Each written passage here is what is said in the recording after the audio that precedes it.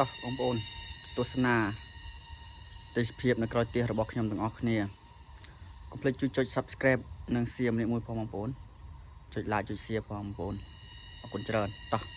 ទៅទស្សនាទាំងអស់គ្នាអូខេនេះហើយបងប្អូនពិតជាស្រស់ស្អាតមែនទែនលក្ខណៈថាខេត្តនេះជារ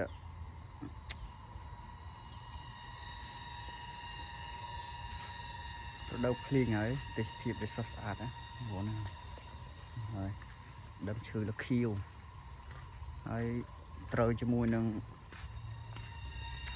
វាពេលល្ងាចចេះវាស្រស់ស្អាតមែនទែនវាអត់មានថ្ងៃចាំងទេទេបងប្អូននេះ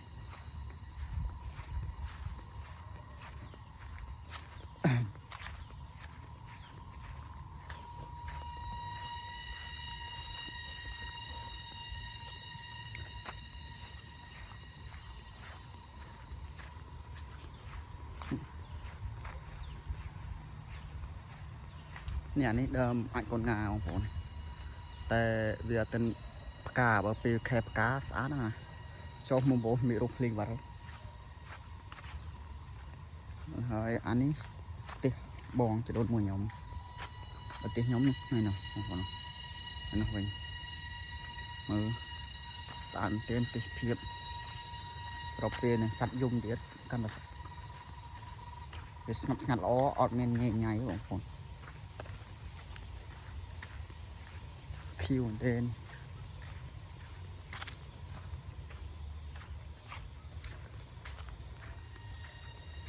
មើលបងប្អូនតំណងកន្លែងនេះបើយើង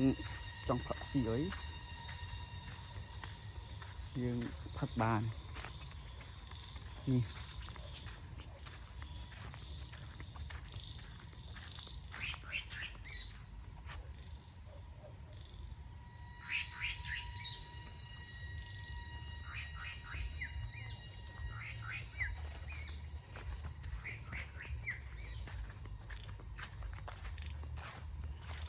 ពោះជឿបម៉ងតា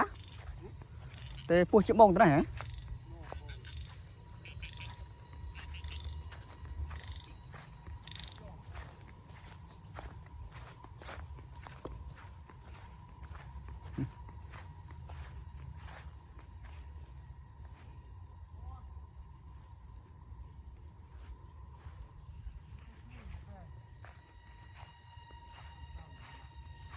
គោ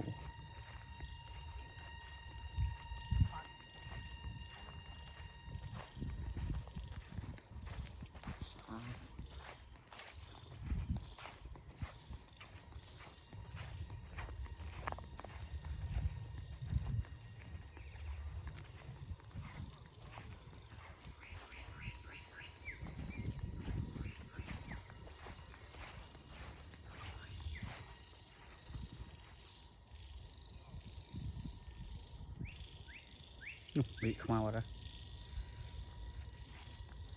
តឡូន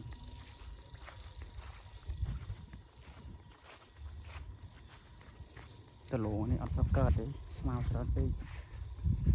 តឡូនដាំ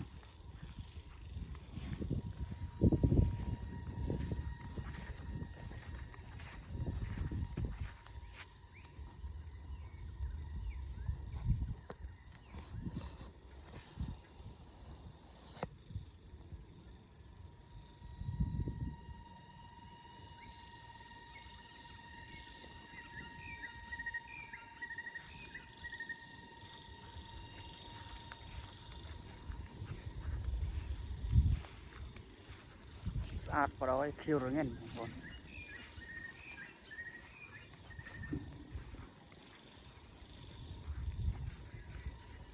ទេសភាព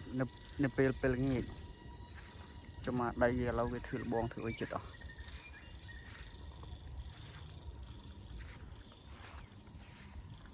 មើលបងប្អូនណាស្អាតណា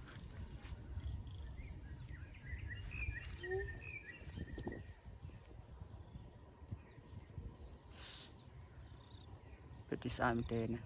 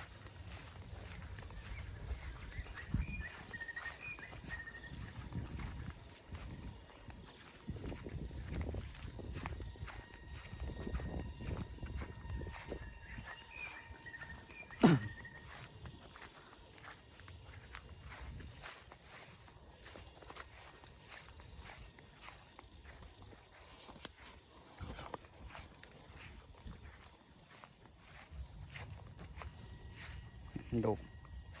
mấy tray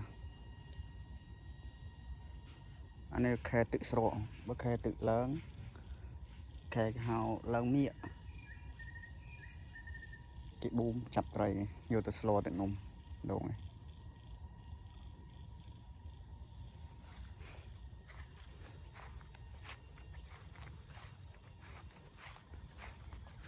rồi chị hiện đạo mà vua chia đây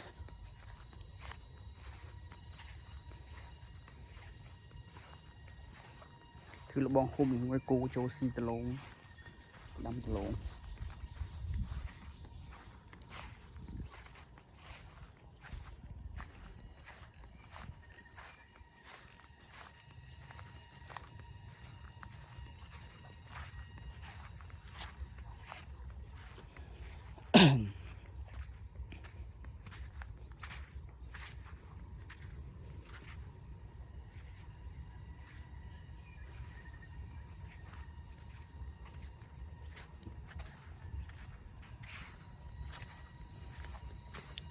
bong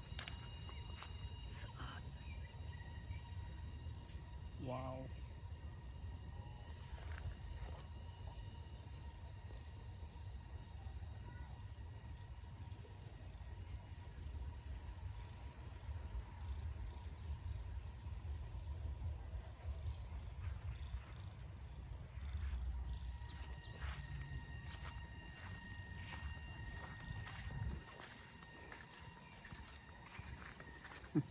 wow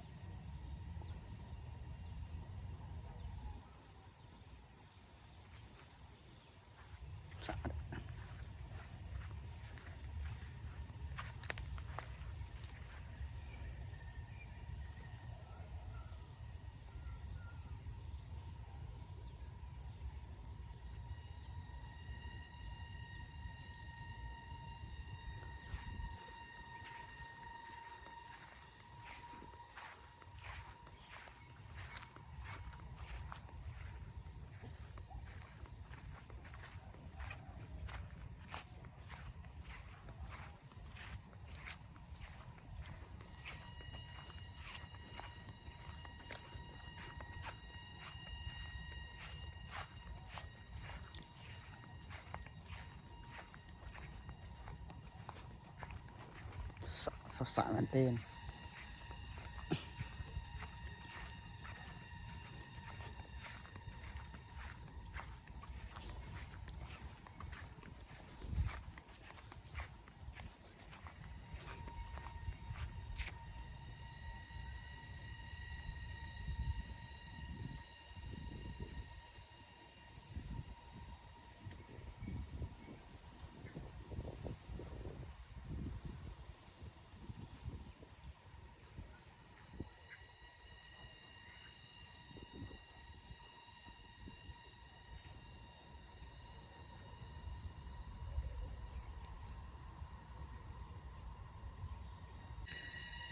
okបងប្អូនវីដេអូខ្ញុំមានតែប៉ុណ្ណេះឯងកុំភ្លេចជួយចុច subscribe និងដាក់សញ្ញាកណ្ដឹងម្នាក់មួយផងបងប្អូនណានឹងខ្ញុំនឹងធ្វើវីដេអូល្អជាងនេះបង្ហាញជូនបងប្អូនទស្សនាបន្តទៀត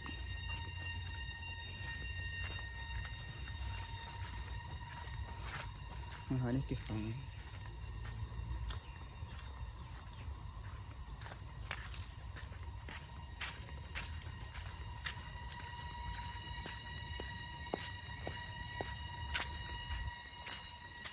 អូខេបាយបាយបងប្អូនកុំភ្លេចជួយចុច subscribe និងដាក់សញ្ញាកណ្ដឹងម្នាក់មួយផងបងប្អូនវីដេអូក្រោយខ្ញុំនឹងធ្វើឲ្យល្អជាងនេះណាបងប្អូនណាអូខេអរគុណបាយបាយយប់លាបាយបាយជួបគ្នានៅវីដេអូក្រោយ